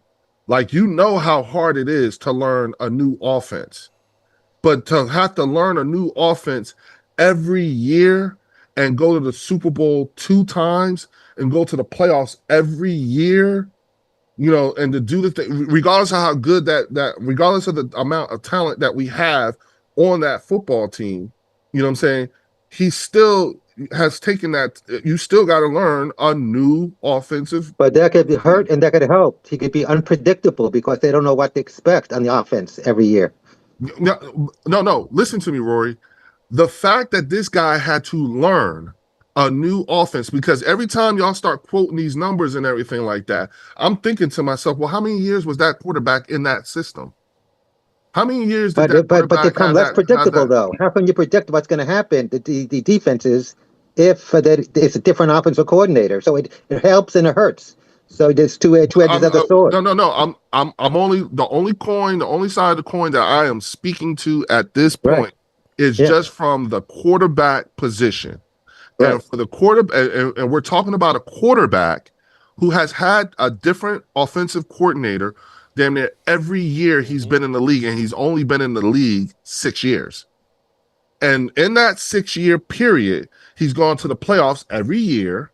In that 6 years period, he's gone to the Super Bowl twice. And in that actually, he's in his 5-year career, he's been to the playoffs 4 times. We haven't missed the playoffs since he's been a quarterback.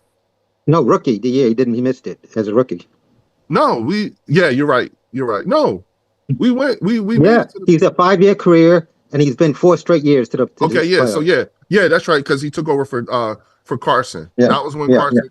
That was Carson's last year, and then we got rid of him and made him the guy. But I'm just saying, when you look at a guy who's had the keys for a full 4, so what we saying, 5 years now, 4 years, and gone to the playoffs and done what he's done, and take into account with a different offensive coordinator, that's the part to me that I think where you start talking about how good a quarterback is. Well, goddamn, that's you got to be that's exceptional.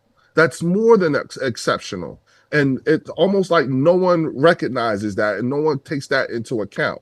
So when you ask me about these numbers and you say, well, he ain't never did this and he ain't never did that. Well, guess what else he ain't never did? He ain't never had the same offensive coordinator either. And you know what I'm saying? Like, come on. Like, what are we doing here? Like you want to see, look, what happens if Jalen Hurts has the same coordinator for 2 years, for 3 years? What then? What if nothing on that? What if nothing? Well, I don't think he's ever going to turn into the best thrower in the league. Or it's to his advantage, that he mixes it up. I believe so too. I think I think it's trained him.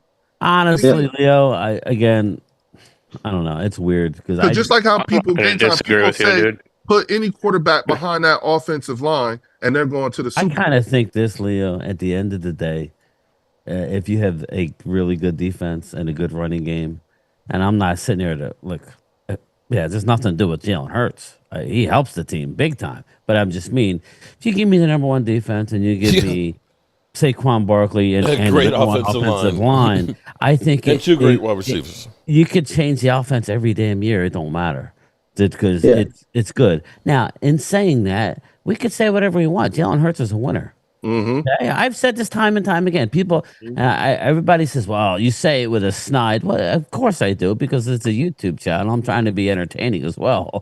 But let's not be, naive to the fact that we can't just be like, speaking the facts and having the same monotone voice and hopefully people watch me. No, that's not how it works. So he's a winner. Let's be honest. He's a winner. Well, Leo, and Dak would be a winner too if he had.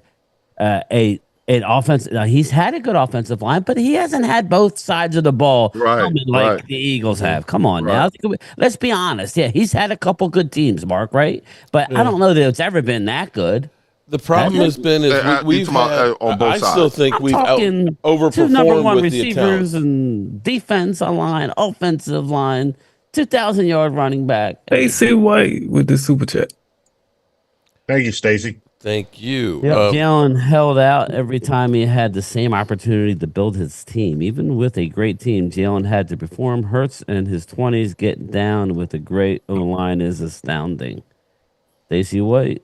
Shout out, brother. And And if you, Leo. that's their second yes. one there. And shout out to Drew for super Dak chat too. Prescott, he went in 30 points plus. The opponent caused 30 points.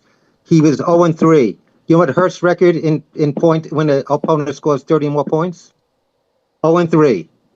There you go. Okay, so here's what I will say in comparison. I think Dak Prescott is a good quarterback. I do. Okay, I don't take that away from him. But what I also think is that the bigger the game, the more he shrinks. Yep. And that's you know what? Screw you, Leo. Leo, screw no. Leo, screw you. Yeah, there because, no. Because when you go into hold on. Stop. I'm sick and tired of this stuff here. If everybody was playing great, like say the Philadelphia Eagles team did in playoff games, and Dak didn't show up, I would say okay. But when you get Zeke Elliott, who's literally running for like 22 yards, and your team literally has 68 yards, and he's gotten 28 of them as the quarterback. When your team has 14 freaking penalties, 14, how many of them were Dak Prescott? 0. 14 penalties. Hey, Leo, and you give up 167 yards on the ground, and all you say is he shrinks in time. Who the hell showed up in the damn games? Well, here's the thing. What? No. The same thing to Zeke's dad. Oh my God! You act like everybody played great, and it just Dak just look. Wide receiver, CeeDee Lamb freaking checks out. Dak, listen, and every one of those losses, Dak was a key contributor. Nah, I would say everybody was a key contributor. Leo, let me ask you. So when he has 5 TDs against Tampa Bay, when he has 3 TDs against Aaron freaking Rodgers, when he beats the Seattle Seahawks, come on. Jalen Hurst had also 1 pick 6 in the playoffs, so they're even. And Jalen Hurts recovered, and guess what? Went on to win the Super Bowl. Leo, let me ask you this. Listen, let me ask you this real quick. The bigger the game, the more Dak shrinks. You don't see him. Here's another bullshit. No. You're not going to get that. You're not going to get that because he threw 304 yards, 3 TD passes, going head for head against Aaron Rodgers. You know why he lost? With 40-some seconds left, the defense let him go down the field and score after he took the go-ahead touchdown. The only games they talk about is Dak Prescott's losses. They don't talk about Tampa Bay where he threw 5 touchdowns. Against Tom Brady. But Leo, let me ask you something. Let me ask you something real quick because I've been trying to say something and it's too hard. I want you to do your team this way. Take out Jalen Hurts. Mm-hmm. Pick one weapon. Pick one weapon. Yeah, you pick one weapon and you pick one quarterback, but your backup quarterback. Oh, you mean replace Jalen Hurts and pick another quarterback for that? Yeah, well, from the 2 you have, your backups. Now pick one weapon. Oh, you talking about Tanner McKee? Yeah, and just any of their. Now pick one weapon you want on your team that you want that quarterback to be able to play to, and nobody else, because that's exactly how we were last year. And anybody's gonna, let's see, we only got 7 wins, and we didn't even have Dak Prescott. We should have had 8. I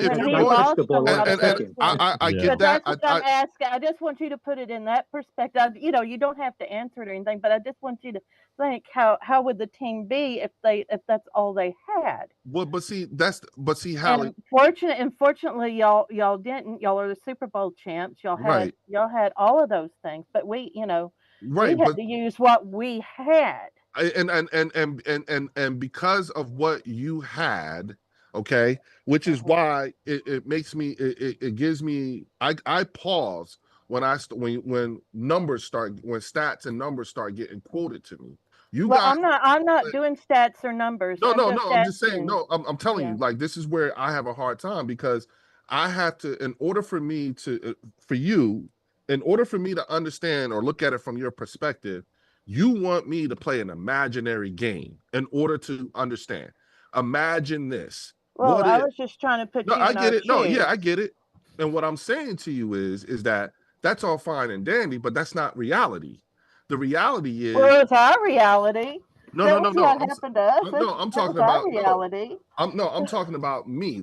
My Oh, reality I is, know, but I'm just Jalen trying to Hurts get is you to see how yeah, we, yeah, and because how many games would you win? I don't know because that's not my reality. My I know, but reality is see what I'm saying? yeah, Like how many Right. and we Okay. had no But idea here's that the was thing. what was going to happen to us last You're year. I treating can only Dak go off like of no what no I've no no no seen, no and no what I've no seen no is no that no Dak. no Okay, no what, Mark? Leo. Here's the difference. You're putting Dak in your reality of the situation that he has to work with. Best running back in football last year, best offensive line, top 5 wide receivers. That's not what Dak Prescott started with last year. Last year, can you look and say that Tyler Guyton is like Lane Johnson? No. Okay. Can you look and say that Zeke, Dalvin Cook, and Rico Dowdle are the same as Saquon Barkley? No.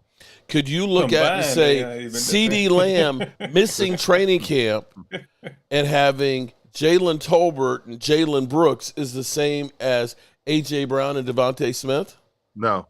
Okay. So to put Dak Prescott and say, well, he's not the same as Jalen Hurts, he's not in the same situation that Yeah, Jalen but you know Hurts what though, is. Mark? Yeah, but here's the thing though. In your situation, in the situation that he is in, he has a QBR rating of whatever you just showed me. Whatever, and the situations that you just presented, he's the regular season champion. In the situations in which you're talking about, he owns the NFC East. You know what I'm saying? As if I'm playing this, if we're doing this, okay, fine. He all these things. You see what I'm saying? Now, when you look at this situation, you know what I'm saying? This dude has actually gone to the Super Bowl twice. He's won you one. With Okay. a much better team. Again, but what's more important here? Because to me, if the best you could come up with is he owns the NFC East, he has a higher QBR rating, I'm he just throws saying more that's touchdowns. not what I said. get out of control. That's What all. And I was proving that Dak's record in the East is a prime example of stats don't mean too much. Exactly, and that's and so my point, and so the thing is, game time is that when you're talking about a quality quarterback play, and I have to go off of what I see. Okay, what I see is the bigger the game, I hear the smaller he shrinks. No, it's He everybody. doesn't, because hold on. I can sit here and tell you that, like they say, Jalen Hurts is the reason why we lost the Super Bowl. You know what I'm saying? Because if he had the fumble and they had to run it back, all that stuff. Hey, Miranda, how are you? Leo, because Saquon Barkley was as good as he was, Kansas City stacked the box and said, we're going to pick our poison and we're not going to let Saquon beat us, which meant you had one-on-one coverage for your receivers. He played great, okay? The Dallas Cowboys, with the running attack that they had, did not fear anybody, in which case they never had to put 8 men in the box. And when you have the worst separation in football, when you look at some of the things that Dak Prescott is looking to throw at, nobody's freaking open. We had the worst separation in the NFL, which means you got a space of this big to throw 90% of the time, as opposed to having A.J. Brown and Devontae Smith on one-on-one coverage where they're going to be wide open because people are worried about stopping Saquon Barkley. Can we agree that that's going to be easier than having a double covered CeeDee Lamb when the team knows that we're not afraid of you running the football, so we're going after the quarterback? I can agree with that, Mark. Yes, okay, that's the difference. And the Cowboys, by the time we get to the playoffs, the last 2 years that we had Zeke, 1 year he hyperextended his knee. The second year he tore his PCL mid-season and was nothing by the time playoffs got here. And Tony Pollard dealing with plantar fasciitis. So as you start to look at this and say, we ain't had the running game and we had one wide receiver. It's not the same thing. Now, it'll be interesting with George Pickens there this year, but then we may not have a running game because we've got Miles Sanders, the guy you put on the scrap heap 2 years ago. But the Cowboys say, hey, that's the running back for us. And we went to the Super Bowl with him. Yeah, and then said, we can do better. Yeah, and got DeAndre Swift. And turned around and said, we can do better. And then got Saquon. Yes, and the Cowboys say, we'll take your first Super Bowl run. Okay, the Giants. You think Dallas and the Cowboys would have beat the Giants that year? No, because the Giants were a wild card team, right? Yeah, the Giants who won. They were 3-5-1 heading into the playoffs, and the two of the wins came against the Colts and Washington, were bad teams. So, do you think the Cowboys would have beat the Giants that year? I don't know, Roy. I honestly come on. They were a bad team, the Giants. They're horrible. Okay, so you beat the Giants. You went to the 49ers. You had no quarterback. The quarterback was injured. Do you think the Cowboys would have beat the 49ers that year? No. We lost to No, without a quarterback? With the Giants without a quarterback, or the 49ers? No, the 49ers. Oh, no, yes, you would have won. Okay, so we would have went to the Super Bowl the same year if we would have had the same teams to play. Yeah, we would have been in the Super Bowl. So that was your first Super Bowl run. Okay, the second Super Bowl run. Listen to this. Okay, the second Super Bowl run. This is the imagination game. Your defense had 3 interceptions and 1 turnover. They got a turnover for a fumble. Okay, that's 4 turnovers. The second and third games, you had 200 plus yards and like 10 touchdowns. Compared to those 2 games with rushing. Okay, and in the fourth game, you had 2 interceptions and 1 fumble recovery. Mm-hmm. Anytime a team has 200 plus yards in a game, they win 95% of the game. Anytime a team has 3 or more turnovers in a game, they win 85% of the time in the game. You're answering your own. You sound like an analyst. So I'm saying, any quarterback, decent quarterback, you put in those teams, they would have probably won. You sound like an analytical guy. Yeah. No, that's not a bad thing, Rory. The Eagles got the job done. They got the job done. Right, but it wasn't because of Hurst. It's because of the team. I really think this.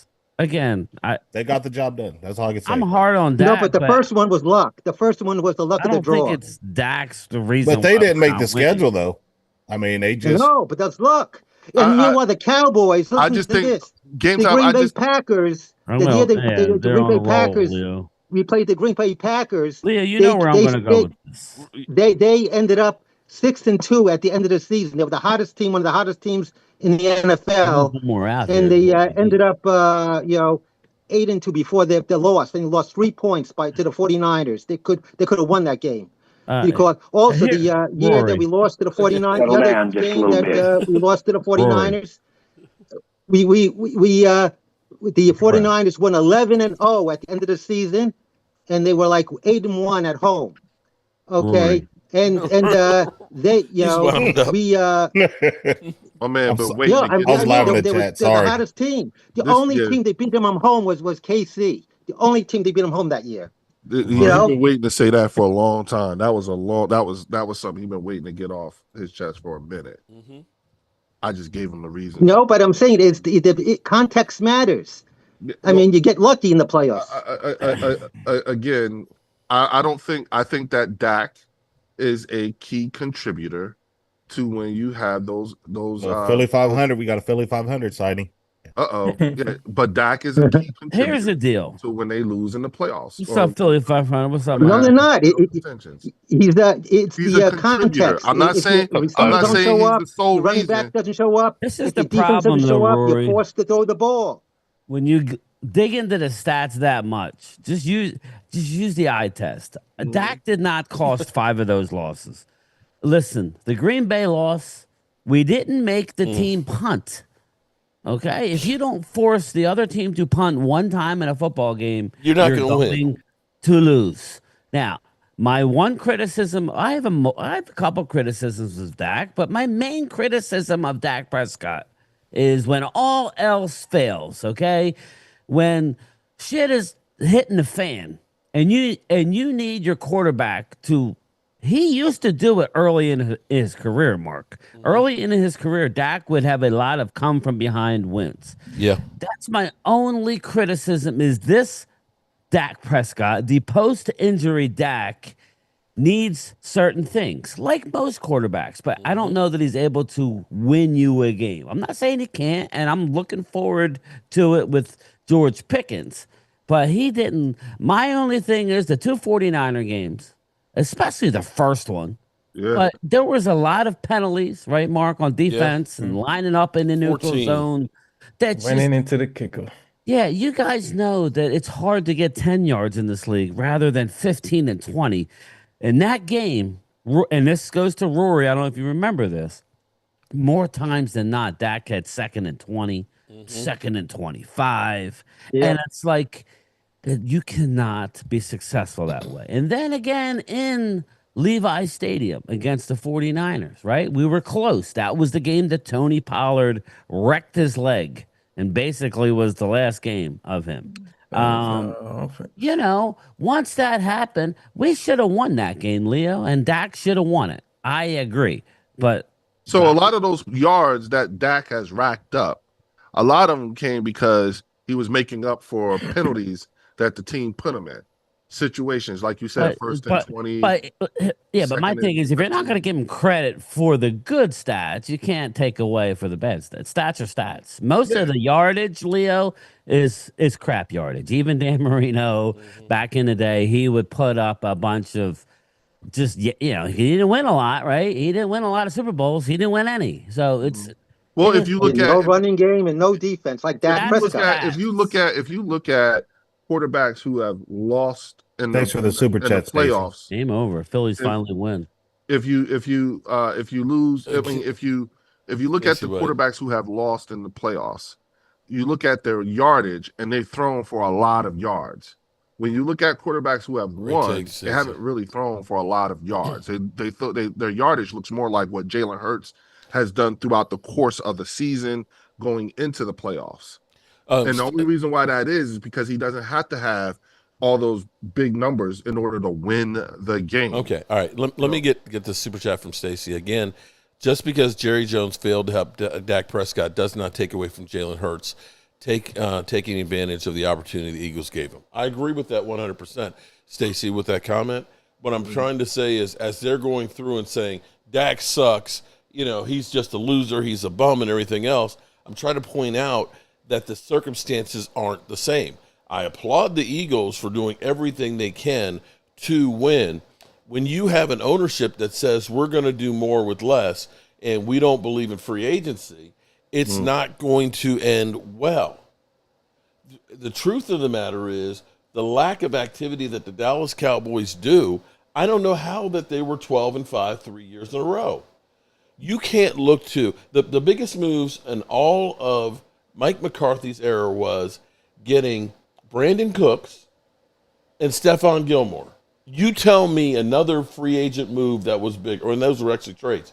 But you tell me some situation like the Eagles that went out and got traded for A.J. Brown, went out and got Saquon Barkley and all the other players that they do. We don't do that. You brought up A.J. Brown, right? Now, I think one of the smartest things that listen, I think it was a smart getting Saquon Barkley. But I think one of the smartest things that Howie Roseman did, Mark, was bring back A.J. Brown. Do you have any idea what Jalen Hurts' record is without A.J.? What is it? Probably abysmal. 13, 19, and 1. Damn. Ooh. So that tells you that he needs to, like we keep hearing how good Devontae Smith is. He's number one receiver. So you got without A.J. Brown, he's 13, 19, and 1. So again, damn. And that's a telltale there that, like most quarterbacks, you need a good receiver. You need multiple good receivers. Yeah. So that was a smart move by Howie Roseman. Those are the type of moves that our franchise hasn't done in recent years. Not that we've never done it, because I think we invented the game. But we used to back in like 2007 and 8. We it's like the void years. We started that shit, and then we got away from it because we didn't want to get the salary cap. The wheel of dealer stopped after the salary cap. They were doing it early of the salary cap too. They got burned with Brandon Carr, Rory. They got burned with a few free agents, and Jerry Jones can say whatever you want. He's cheap. Settle down just a little bit. He just stopped. He's not cheap. He just he tries to he thinks about the salary cap all the time. Rory, when you don't you cut ties with a coach until the last year when the team has given up on them. He's already on record saying he will not pay a coach not to coach. Yeah. So that's being cheap. What else? Like, what other reason is it? I think he's too loyal. He's too loyal to his players, too loyal to his coaches. You know who he needs to be loyal to? Me and you. Yep. He needs to be loyal to the fans. The people that are putting money in the seats. Bingo. And buying this. Yeah. And that, well, not this. Buying merchandise. Again, like when you think about what it looks like when it's done right, when you sign a big money quarterback, to me, the investment in the O-line, the investment in the D-line is indicative of a team who has put a massive amount. What's up, brother? Who's put a massive amount of money into one person being the quarterback. We got him on the hook we're on the hook for like $255 with him. And what do? We go out there, we get them the things we need to protect that investment, to make sure that investment is as successful as possible. We do more with less. Right. And so let me ask you this then. When you look at with this new influx of coaches, head coach, offensive, defensive coordinator, position coaches, and all that stuff, I think they like him better than they do Mike McCarthy because they're doing more than they did for Mike McCarthy. So so are you saying based off of the talent, then is it being realistic to think playoffs? Bye-bye, bitch. For this team under these circumstances?